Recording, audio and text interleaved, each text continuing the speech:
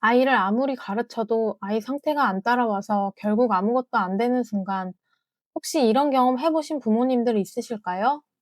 저도 항상 아이에게 무언가를 가르쳐야 한다고만 생각했습니다.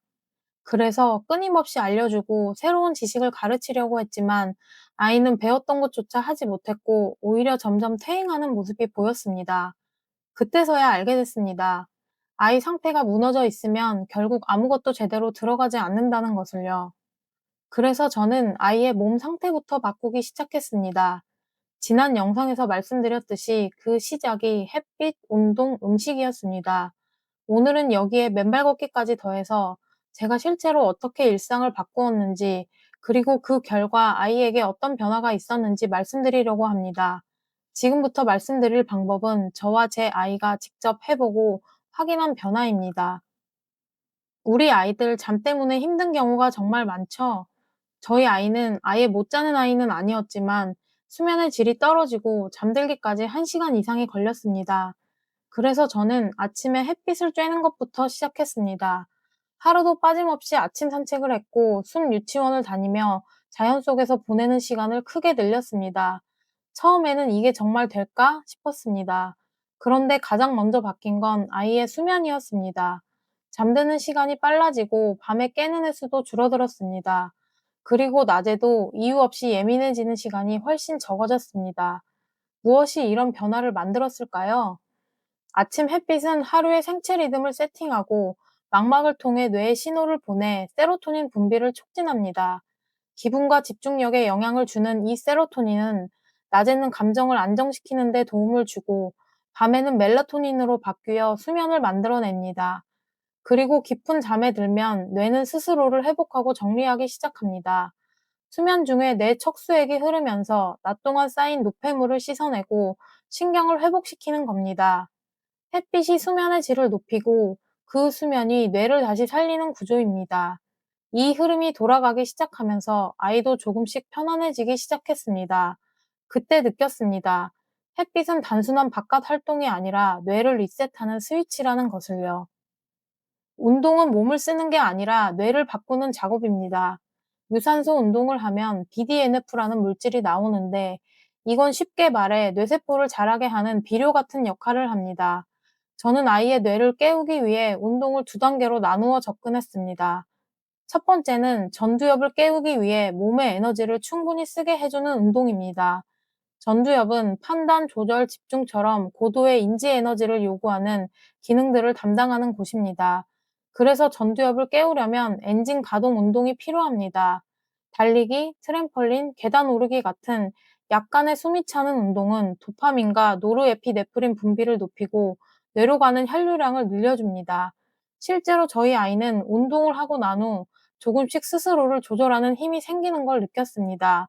메타 분석 연구에서도 달리기, 수영, 사이클 같은 유산소 운동이 ADHD 아동의 과잉 행동, 충동성, 부주의 증상을 완화하는 데 도움이 될 수 있다고 얘기합니다. 엔진을 켰다면 이제는 새로운 길을 만들 차례입니다. 두 번째는 두뇌를 자극하는 낯선 움직임입니다. 저는 뒤로 걷기, 매달리기, 거꾸로 올라가기처럼 아이가 평소에 해보지 않았던 움직임들을 많이 경험하게 했습니다. 뇌는 처음 해보는 움직임을 할 때 더 활발하게 반응하면서 새로운 신경 연결이 형성되기 시작합니다. 이런 자극이 쌓일수록 뇌가 더 유연해지고 집중하고 조절하는 힘도 늘어날 수 있습니다. 저희 아이도 이런 과정들을 반복하면서 조금씩 달라지기 시작했습니다. 어느 날 문득 아이를 보니 평소라면 손톱을 뜯고 있을 시간이었는데 식탁에 앉아 조용히 색칠 공부를 하고 있더라고요. 그 모습이 감격스러워 한참을 바라보았던 기억이 납니다. 장은 제2의 뇌다라는 말 한 번쯤 들어보셨죠? 실제로 장과 뇌는 미주신경으로 연결되어 있고 우리 몸 세로토닌의 대부분은 장에서 만들어집니다. 다만 장에서 만들어진 세로토닌이 뇌로 직접 이동하는 것은 아닙니다. 하지만 장 상태는 미주신경을 통해 뇌에 영향을 주기 때문에 장이 건강해지면 뇌 상태도 달라질 수 있습니다. 그래서 저는 아이의 식단을 바꾸는 결정을 했습니다. 설탕과 글루텐을 끊고 단백질과 좋은 지방을 늘렸습니다. 처음에는 쉽지 않았지만 변화는 분명했습니다. 예전에는 센터에 가기 전에 젤리나 과자를 먹고 가면 수업이 어려울 정도로 각성이 올라갔고, 집에 오는 길엔 이유 없는 짜증이 한참을 이어졌습니다. 그런데 식단을 바꾸고 나서 그런 반응들이 눈에 띄게 줄어들었습니다. 그때 느꼈습니다. 먹는 것은 단순한 영양이 아니라 아이의 컨디션을 직접 만든다는 것을요. 마지막으로 제가 효과를 본 건 맨발 걷기입니다. 발바닥은 신경 수용체가 가장 많이 모여 있는 곳 중 하나입니다. 흙, 모래, 잔디를 직접 밟는 것만으로도 아이의 몸 반응이 조금씩 달라지기 시작합니다. 특히 예민했던 촉각 반응이 조금씩 편안해지고 몸을 인식하는 능력인 고유 수용성 감각이 점점 안정됩니다.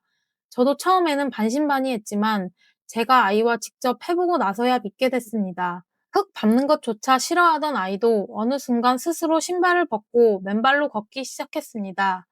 맨발 걷기의 효과가 알려지면서 실제로 요즘 학교에서도 맨발 걷기 존을 조성하는 곳들이 늘어나고 있습니다. 국내 학술지에 발표된 연구에서 초등학생을 대상으로 1년간 주 3회 이상 맨발 걷기를 실시했는데 그 결과 두뇌 활용 능력에 긍정적인 영향이 나타났고 정서적으로도 긍정적인 변화가 있었다고 얘기합니다. 중학생을 대상으로 한 연구에서는 맨발 걷기와 신발을 신고 걷는 것을 비교했는데 맨발로 걸었을 때 집중력과 인지 기능이 더 높게 나타났고 뇌 스트레스 지표는 더 낮게 나타났다고 합니다. 이것은 대단한 장비도 비싼 치료도 아닙니다. 그저 신발을 벗고 흙을 밟는 것만으로도 아이의 뇌는 반응하기 시작합니다. 저는 그렇게 하나씩 아이의 상태를 바꾸기 시작했습니다. 아침에 햇빛을 쬐고 몸을 움직이고 먹는 것을 바꾸고 가끔은 맨발로 땅을 밟는 것. 이 단순한 루틴들이 모이면 아이의 뇌는 조금씩 달라지기 시작합니다. 처음부터 완벽하게 하실 필요는 없습니다.